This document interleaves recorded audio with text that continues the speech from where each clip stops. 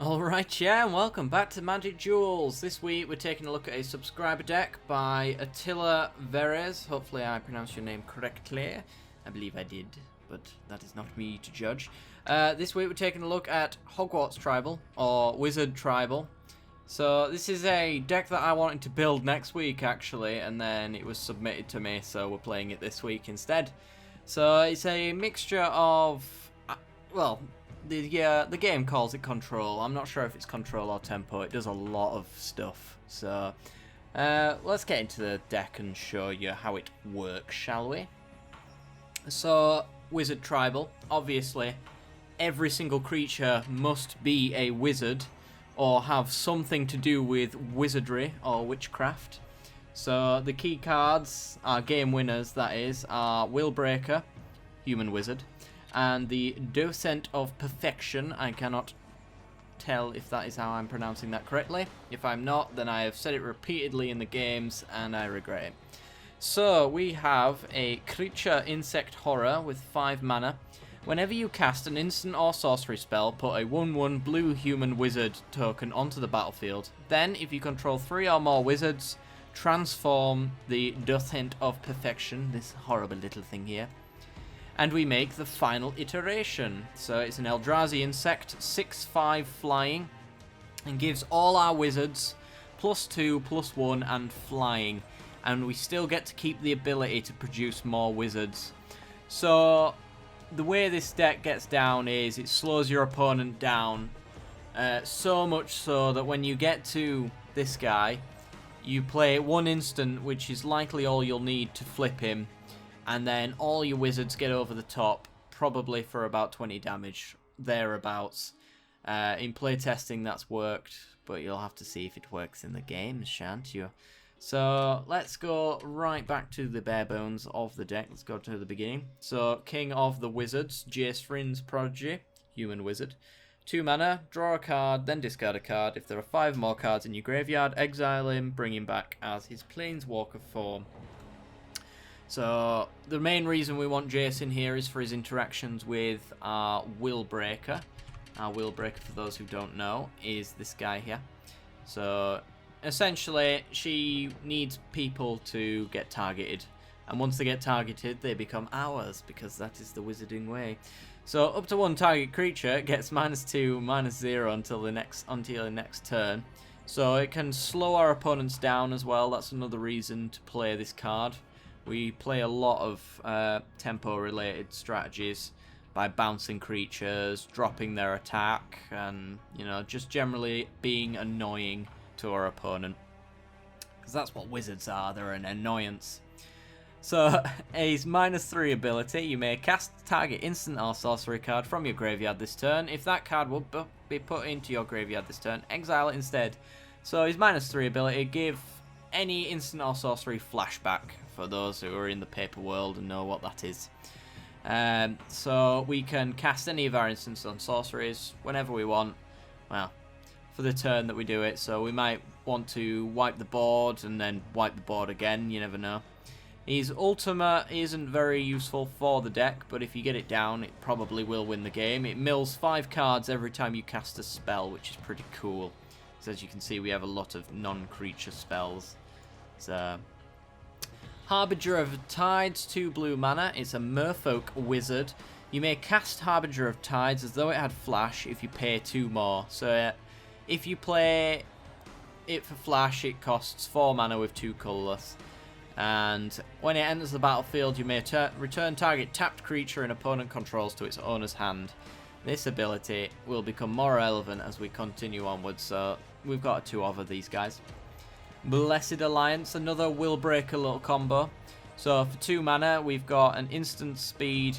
Either we gain 4 life, good in aggro matchups. We untap 2 of our creatures. If we've got the Docent of Protection down, for example, we might want to untap them to create some big blockers, because they do get very big. And pretty decent at blocking most creatures in the format. And then the third one is the one that we mainly want this card for.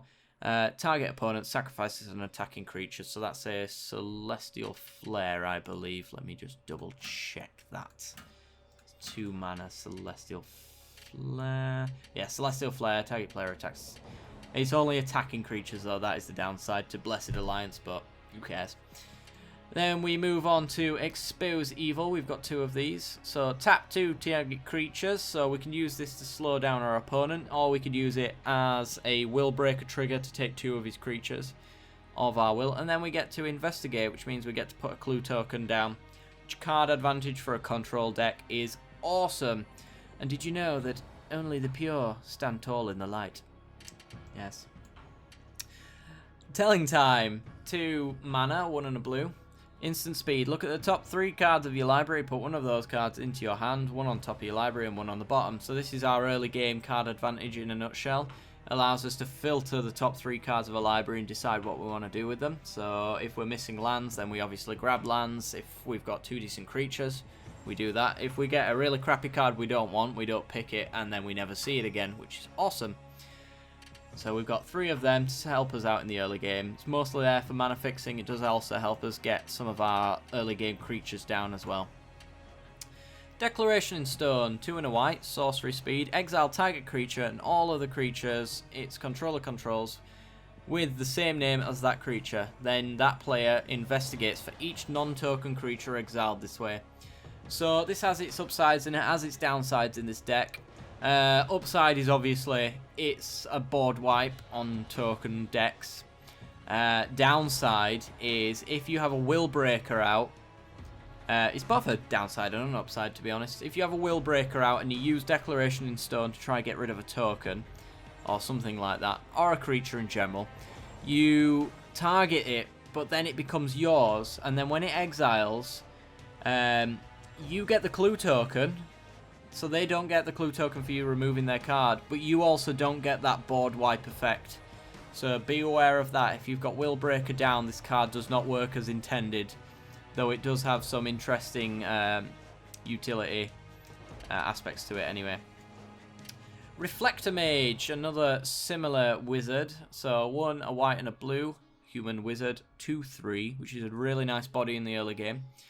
And when it enters the battlefield, you may return a target creature an opponent controls to its owner's hand, and then they can't cast spells with the same name as that creature. So if they've only got 1 creature in the hand and you bounce it, they can't cast anything next turn, essentially. So it's really good at slowing your opponent down, which is exactly what we want to do. All of our wizards just slow an opponent down. It should be human annoying wizard, to be honest, because they're all very irritating to be around. Lots of bouncing creatures and yeah, bouncing wizards. So we've got 3 of them. This is the best card wizard-wise in the deck, I'd say. It's played in a lot of tempo decks, and it's for a reason, because it's awesome. Moving on, we have Scatter to the Winds, 1 and 2 blue, instant speed. Counter target spell. Speaks for itself. It's just a hard cast removal spell. Kind of thing we want to protect our late game cards with. So when we got a Will Breaker down, and we've started stealing the creatures, the way that we lose is they get rid of our Will Breaker, for example. So we want to make sure that they absolutely cannot do that. So by holding up a Scatter to the Winds, for example, when they try to target removal our creature, then we just straight up counter it, keep our creature alive, and continue to steal theirs. And we can also awaken it for 3 for 6 mana, which means that we can make any of our lands have 3 counters on, and they become a 0/0 elemental with 3 counters on it and haste. So we can actually use these counters to actually batter down our opponent and gain some damage there. Broken Concentration, 1 and 2 blue. Yet again, it's another hard casted counter spell. We also have the Madness ability, which can come in handy if you've got Jace down. Other than that, not particularly. I don't think we've got any other discard in this deck. So it's pretty much a 3 mana counter spell, but we could loot with Jace and drop it down to counter in that sense as well. I've done that in playtesting, and it's been a lot of fun doing that. Angelic Purge. This is our answer to removing all sorts of nasties. So as an additional cost to cast Angelic Purge, we have to sacrifice a permanent. Very likely going to be a land. It's usually the case. And for that, then we get to exile an artifact, creature, or enchantment. So it's a very versatile removal spell. It's like kind of like an Anguished Unmaking in that sense. It doesn't hit Planeswalkers though. I think this deck will not do very well against Super Friends, in all honesty. Because a lot of our bounce is creature based. So maybe we want to tweak that in the future just to make some of our bounce spells actually hit Planeswalkers perhaps. But we'll see. Right, moving on, we have a Royal Spout. So 1, a white and a blue. Put target creature on top of its owner's library. So this ruins our opponent's next draw. Also bounces one of their creatures out and makes them recast it. So it slows them down so much. If they've got nothing in their hand especially, then they're just kind of wasting turns, replaying cards that we bounce. Yet again, it's got Awaken for 6 mana, so we can put 4 counters on a land and get in there with a 4/4 land with haste. So another way to actually close out the game perhaps is bouncing away their creatures and sealing the deal with a 4/4 land. So there is that. Separatist Void Mage, so a 4 mana human wizard, yet again, beast of a wizard. When he enters the battlefield, you may return target creature to its owner's hand. Simply, it's a 4 mana bounce spell with a 2/2 attached to it. Not too great, but we needed more wizards in our deck, so this was the choice at hand. Comparative analysis, so no control deck is complete without card advantage, so we have comparative analysis to fill that void. We also have Jace in the picture, so it's wizard related. Flavor win. Target player draws 2 cards at instant speed. We can also surge it out if we've cast a spell beforehand as well for 3 mana, so we can get a little bit of extra value off of it if we've stormed off a little bit. Ooh, excuse me. Willbreaker we've kind of spoke about. It's a 2/3 human wizard. Sorry about that. When a creature an opponent controls becomes the target of a spell or an ability you control, gain control of that creature for as long as you control Willbreaker. This card can get crazy out of hand and it can also ruin games. It can ruin our game and it can ruin their game.